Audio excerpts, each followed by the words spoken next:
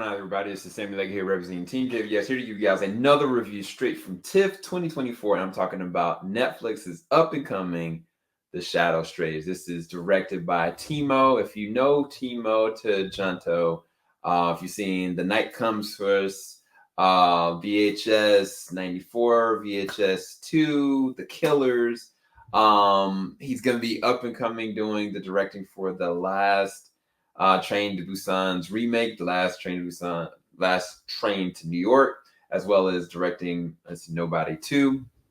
But this film is surrounding an organization of what you would call not ninjas, but shadows, people that work in the darkness, and they are born and bred to assassinate and kill. And there's a situation where a new up and coming shadow kind of doesn't hit her mark the way she needs to, and she's kind of left to the side to kind of regroup. But you know, in this business, it doesn't pay to have a heart, and unfortunately, she does have a heart. And it's this interesting dynamic of this trained killer that is kind of left with this boy that is in a very periled situation, and everything around him is basically trying to suffocate him and anything that he's trying to keep from his own humanity.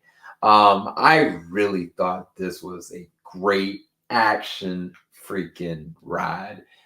From the way that Timo stylizes the action, this was just grouped well. Now, the stunt coordinator, Muhammad, did a great job for a lot of the choreography and the platforming, but the people that did the work were the people behind the camera to make sure that every single one of these action scenes could be handled and caught and framed perfectly. But the actors and actresses that put their lives and blood on the line, and I'm talking about the main leads. One is Aurora Ribero and Hana Malasan. Both of them are phenomenal in this. They have it. I don't know how to really describe it. Aurora plays the main lead, 13. 13 in and of herself, as I've kind of described, is this person that no nonsense. She is a trained killer, but she's dealing with this existential crisis that she's got going on of having a heart. And there are certain characters that she kind of interacts with, and they make up different parts of her soul, which makes it such an interesting dynamic, because Hannah's character is basically the person that is, you know, her superior officer and the person that's kind of trying to push her along. And while both are dealing with certain crises at the same time, because Hannah's character, she's trying to go and deal with the groundwork of what their organization has to do.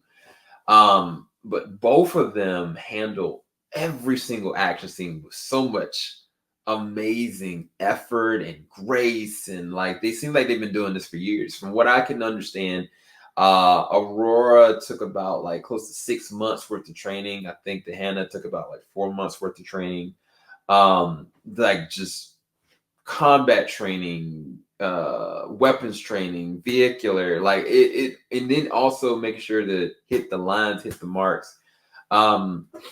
The narrative on this is very interesting because there's a lot of world building that Timo was able to kind of cultivate in this, because for the remainder of the second half of the film, you just really don't know where things are going to go. And I love the fact that there's certain different locations that you're at, certain people that you meet, and it just keeps on moving, and it just feels so organic. The best thing I can kind of describe it is like the way that you felt the first time you saw John Wick. You had no idea what the real organizations were around John Wick. We just knew what he was capable of. And this feels much like Timo's contribution to that same exact effort. Such a great world to kind of build upon.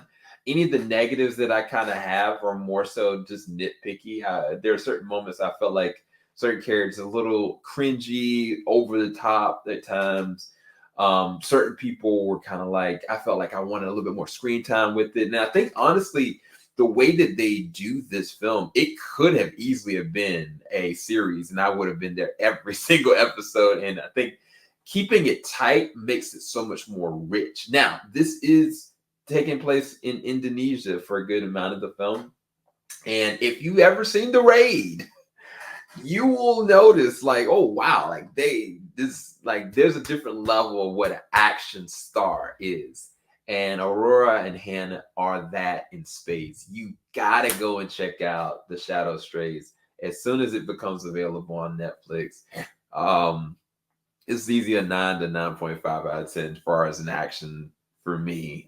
This is one of the most action-packed films I've seen this year, and definitely a great contribution for the Midnight Madness for TIFF 2024. So I had a great honor of being able to also talk with the cast and interview them as well. So definitely go and check out The Shadow Strays. I'll talk to you guys later. Keep it locked. JVS, we ain't gonna stop.